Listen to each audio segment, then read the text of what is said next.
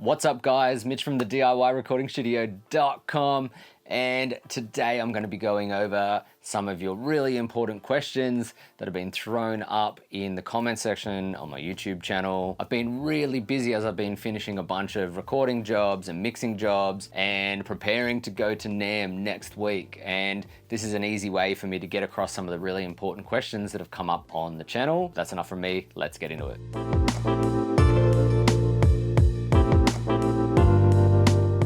As you might have seen on the channel, I've replaced the knobs on my Behringer 369 because the originals broke in the unboxing and I needed something more rugged, and lots of you have asked where I got them from, and I've replied to some of you, but just to throw it out there, these knobs can be easily found on either Temu or AliExpress. They're about $1.32 for a 10 pack, and you can get them in all different colors: black, white, cream, blue, whatever. What I did on mine was set colors on both sides, the limiter and the compressor side, for the threshold and for the recovery time. So they're the same on both limiter and compressor. They're blue and white. The makeup gain is red and the ratio is like a creamier color. So I can easily spot what I'm going for and not make the mistake. And on the original Neve and on the Behringer 369, all the knobs are the same color. I find that really annoying. I want to know what I'm reaching for a bit easier just by identifying different colors. That's just a personal thing, but that's how I did it. But you can go to AliExpress or Temu, pick up some cheap knobs and replace them with something much more sturdy. Just make sure you get ones that have metal shafts, not plastic shafts, because that's what the original 369 knobs are. They're just these cheap plastic shaft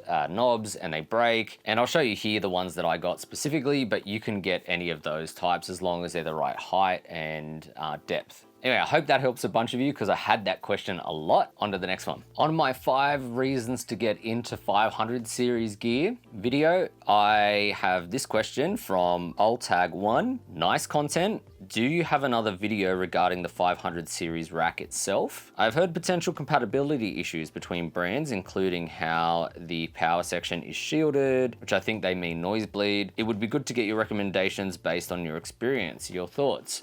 So 500 series racks used to be a very contentious issue. Some of them were noisy, some of them were unable to deliver enough power to tube preamps and tube-based 500 series units. But this has started to be solved in the 500 series racks that are more modern. You'll see in my rack behind me, I started with an R&D rack, the R10, and it has a lot of power. It's very reliable being an R&D product, and I went with that because it was my first ever rack, and it wasn't cheap. They're like $1,200 to $1,400 in Australia, and that's a lot of money to put on top of than buying modules. So then for my next rack, I went with a Midas L10. And what I can tell you about the Midas L10 is that it's really sturdy. I've had no noise issues with it at all. It works exactly the same as the R&D power supply. I have no noise. There's some channels that have done shootouts of different racks, and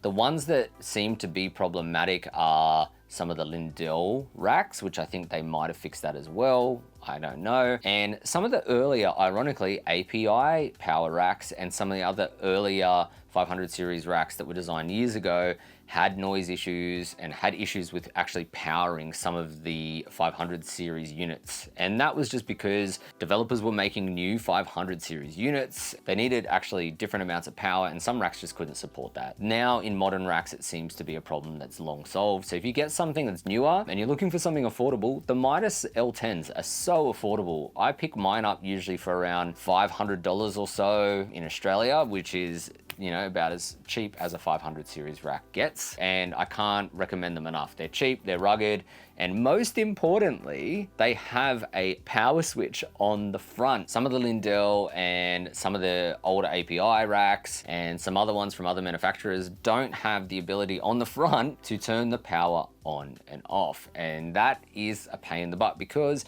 you don't need to power your 500 series stuff all the time, and you don't want to be reaching around the back to turn it on and off, and you also don't want to rely on power boards or whatever your power situation is to be turning them on and off all the time. It's really, really nice to just switch the thing off from the front. Developers of any outboard gear, please always put the power on and off to your devices on the front of the rack. That should be a no-brainer. It should always be able to be turned on and off from the front. We don't need our gear running 24/7.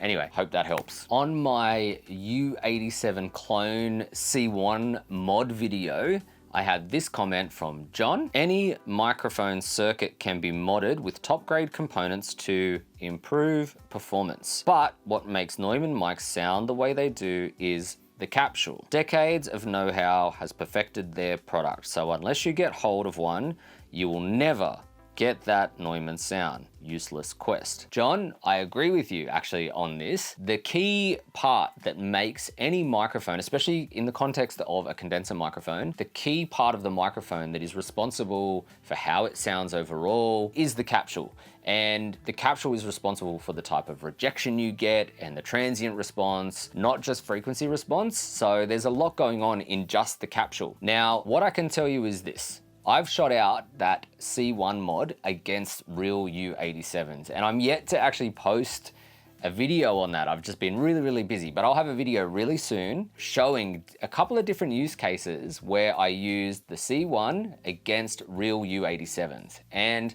what you'll be shocked with is that the frequency response becomes very close. They actually sound near identical, but there is a difference. The difference between the two is not where you would immediately think. It's actually in the rejection. The re-rejection on the real Neumann U87 is excellent. It's very good, and the clone does not have that good a re-rejection response, and that's for a couple of reasons. The capsule in the C1 is only a front diaphragm. There is no rear diaphragm. So the way they're getting that cancellation from the Neumann might be to do with the rear diaphragm canceling some of that. It might be the way it's wired circuit, like topology wise, to get that cancellation. But the Neumann U87 definitely has better rear rejection than the C1 modded clone. But that said, it gets very close to the thing. And at the end of the day, for some of us, that's all we need. All we need is something that gets us in the ballpark and we can do the rest or live with that, a little bit less of that rear axis rejection. It's up to you. But as I stated in the video, it is not going to sound exactly like a U87. No clone is going to sound exactly like the original counterpart. However, if it gets us close enough in an affordable way, maybe then we just have a better tool at our disposal. It's not about, does it sound exactly like a U87? It's about, how does this tool sound? Does it kind of get that sound I'm chasing? And can I do something cool with it? And that's what I love about that mod, because it's so cheap, so affordable, and it does do something. Like, it does make that mic sound great and make it very usable. For a few $100, you can have something extremely close to the sound of a U87. Now, in my Ethan Weiner video response that I did recently, there's been a lot of back and forth between not just me and you guys, but also yourselves. And there's a couple of really great discussions that went on between some of you. And I want to highlight one in particular because in the end, it was quite a constructive comment, and I won't obviously be able to read all of it, but it was between two of you. Chaos Dynamics, you kind of took the approach of, you know, I do prefer to bake things in when necessary and use hardware. And Sword and Shield, you took the opinion of, well, maybe later on, what if you want to revise things, maybe using compression and stuff on the way in is not the best to bake that compression in. You both had pretty strong opinions, but you also, what I want to congratulate the two of you on is being civil in the comment section. Like, it's actually really cool to see two people have a discussion and at the end agree to disagree, but also see each other's side of their arguments. And yeah, look, it's just a really nice comment, and I'm gonna leave a comment under that below. Awesome work, guys. Like, just having a friendly discussion, or at least even a passionate discussion that wasn't, you know, derogatory to anyone. And I want to encourage that on this channel. Like, please do discuss things, but we can all be constructive in that. And look, like, we all have moments where we lose our cool and we're not as cool, calm, and collected as we probably want to be, and we get heated about things. But it is nice to see people being respectful. And good job, guys. That's excellent. Sword and Shield, you basically were trying to present the idea that if you're going to bake things in, it's a good option to split the signal and record clean as well. And I agree with you on that. I mentioned that in my video, and in the previous original video I did talking about the interview with AP Mastering and Ethan Weiner. If you're not sure about the amount of compression you're going to use or processing you're going to use when recording, you can capture a clean split from a mult on your patch bay or split the signal however you want to do it. And that's a safe way to do it if you're unsure. And you also mentioned that you've had bad experiences where someone has overcompressed something or what have you. And that can be very disappointing. However, what makes us great engineers is being able to use the hardware, make the tough choices on the day and make it sound excellent to the point where you won't need to go back and start with a completely unprocessed signal. There are choices you can make every single time you do a recording. Things like high pass filtering, especially on things like hi-hats or a ride cymbal mic or maybe your overheads. You can definitely attenuate frequencies in muddy areas like the low mids. I'm always going to cut some of the low mids on a kick drum or a tom or overhead mics or room mics. I'm always going to try and clean up any mud I'm hearing on a vocal, or maybe I'm gonna add a bit of top sheen to that vocal with some EQ and make it really sparkle, because in the real world, we're gonna brighten up a vocal later on almost every time. And why not just get that sounding right on the day? Yes, it can be scary. Yes, we can have these things in our head of, oh, what if I make a mistake, blah, blah, blah. But if you're making the right choices, not extreme choices, but the right choices that are subtle enough that someone can still work with them if they want to come back to a remaster or a remix, like you mentioned in the comments. I understand where you're coming from, that what if later on the artist wants to get it remixed or remastered and you've baked in all this processing and it's not undoable. I fully get that understanding. That is the thing we need to think about. But just remember, the way I'm tracking with all this gear, I'm not doing stuff that is going to ruin the sound of anything that I record. Yes, I'm compressing on the way in, but I'm not squashing the absolute crap out of it. I'm not compressing everything, like drums and stuff. Sometimes I might put a compressor on snare or room mics, but everything else I'm generally leaving alone a lot of the time. Everything I do is within reason. I am advocating strongly to use processing in tracking, but there's a limit to how much you should be doing, obviously, and it needs to be with that mindset of, am I going to need to come back to this later? Or what if this artist becomes signed and needs the tracks to be remixed or remastered? Like, how far am I going to push this in the tracking stage to leave enough room for other decisions later on? We do need to consider these things. Anyway, absolutely excellent conversation there. And there were others as well in the comment section having similar conversations back and forth about this topic. But yeah, I just really want to encourage people to try the hardware. Don't be scared of it. You will get better results, but you need to become a better engineer, and sometimes that's through making those mistakes and then never making those mistakes ever again.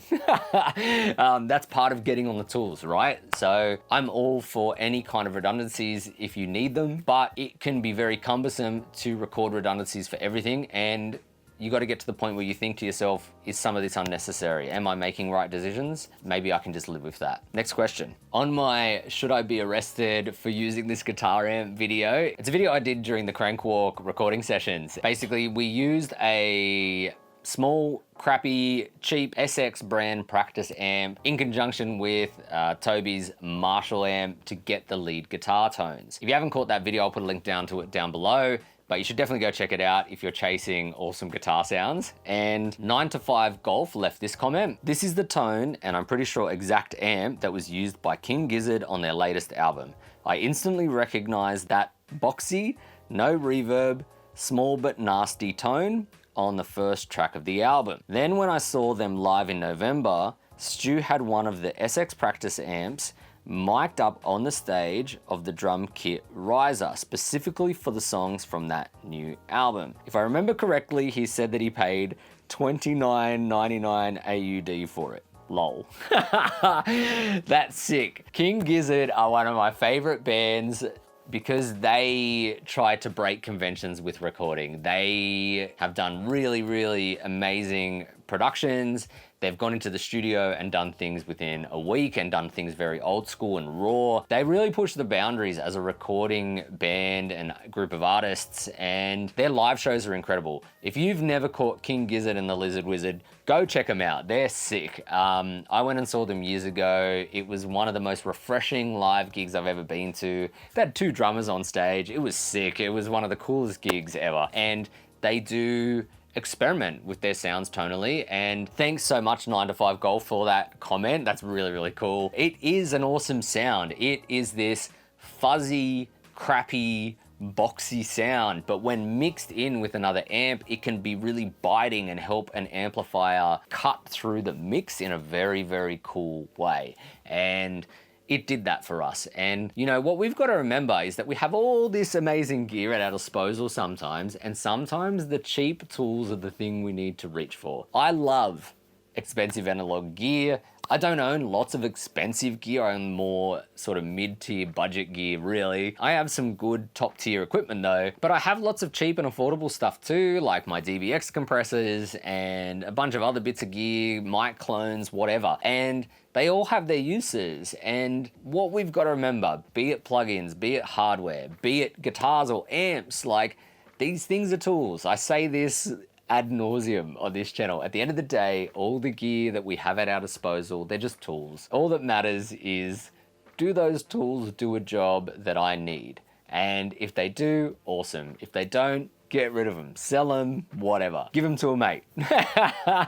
Anyway, hopefully this has been an awesome and insightful video for you all. And thank you all that have commented recently. There's so many more of you than I've touched on today, and so many of you that I haven't had the chance to get back to yet in the comment sections. I'm trying to get to as many of you as possible, but thank you so much to subscribing to the channel, commenting in the channel, and conversing with each other in a positive way. I want to see more of that on this channel. I really want to encourage positive engagement. Even if we don't always agree with each other, we can be positive and we can have positive conversations. Anyway, thank you so much.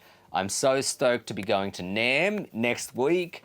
Please stay tuned for that. I'm gonna be vlogging every day. I'm gonna be doing old school style vlogs and just showing you guys the whole experience. I'm pretty nervous, but pretty excited. I'm sure I'm gonna have some great content for you all. If you have any other questions, hit me up in the comment sections down below or email me at mitch@thediyrecordingstudio.com. And as always, don't forget to hit like and subscribe. I'm Mitch from thediyrecordingstudio.com. I'll catch you soon.